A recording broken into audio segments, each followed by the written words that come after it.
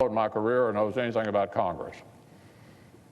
Even the New York Times editorial board noted over the weekend that while they certainly don't agree with all my views, they are principles going back decades. And the Times had to admit the Democrats are, quote, playing politics, end quote, by introducing legislation with, listen to this, no chance of passing the Senate that serves only to harden partisan divisions. That's the New York Times this weekend. So, Mr. President, my differences with Democrats on complicated matters of election law are the kind of disagreements we used to be able to have without mainstream media outlets screaming that one side is traitorous. This Congress, this entire country, only works when we refuse to let baseless smears displace real debate. Benjamin Franklin said we have this republic if we can keep it. And among other things, keeping our republic means we can't let modern-day McCarthyism win. So here's my commitment. No matter how much they lie, no matter how much they bully, I will not be intimidated. For decades, I've used my Senate seat to stand up to Russia and protect the United States of America.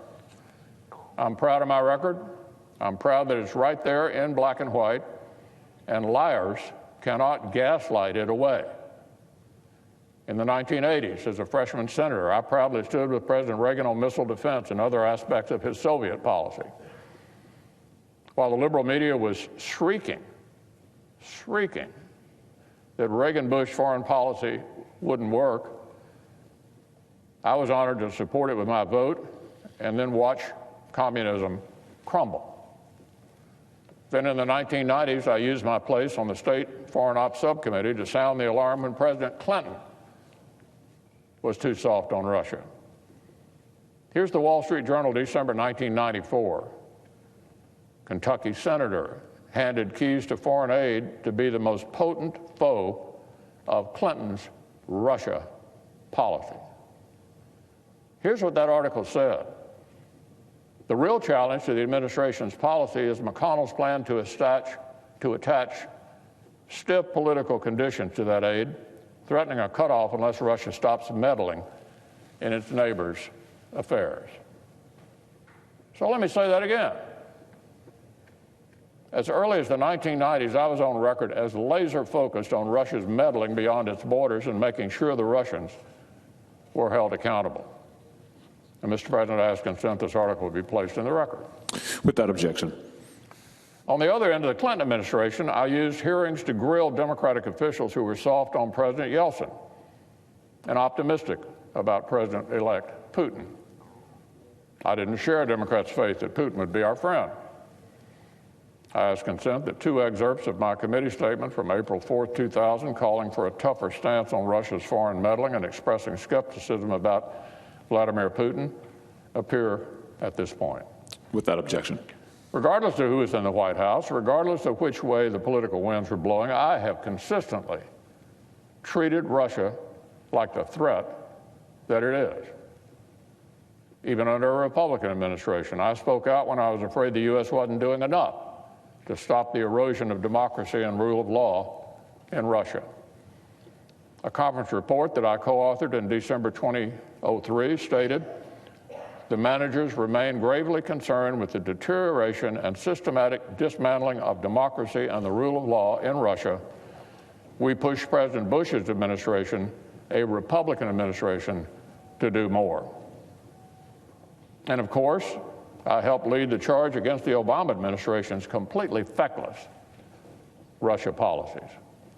President Obama mocked his 2012 opponent for taking Russia too seriously.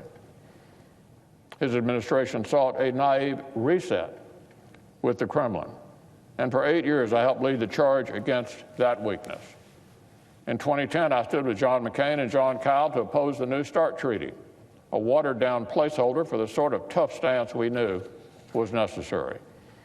As Vladimir Putin was building up his missile arsenal, we even had to push President Obama to commit to deploying capable missile defenses to Europe. In 2012, I firmly supported sweeping legislation to authorize heavy sanctions following the killing of Sergei Magnitsky in a Russian prison. The Obama administration flinched and tried to tiptoe around our legislation to avoid messing up their charm offensive, but we backed them into a corner and the president signed the bill into law. In 2014, I and other Republicans constantly pressed President Obama to get tougher on Russia with respect to Putin's aggression in Ukraine. So, Mr. President, I ask consent that the news article dated March 4, 2014, entitled McConnell, Obama's Passive Foreign Policy is a Mistake, appear in the record. Without objection. And since 2017, I've continued reminding everyone that Putin is not our friend, that Russia is going to continue trying to meddle, that we need a comprehensive strategy to contest Russian aggression, that alliances like NATO are critical for standing up to our adversaries.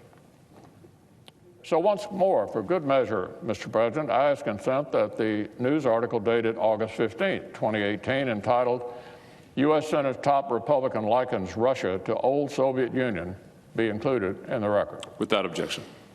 So, Mr. President, I don't normally take the time to respond to critics in the media when they have no clue what they're talking about. But this modern-day McCarthyism is toxic and damaging because of the way it warps our entire public discourse. Facts matter. Details matter. History matters. And if our nation is losing its ability to debate public policy without screaming about treason, that really matters.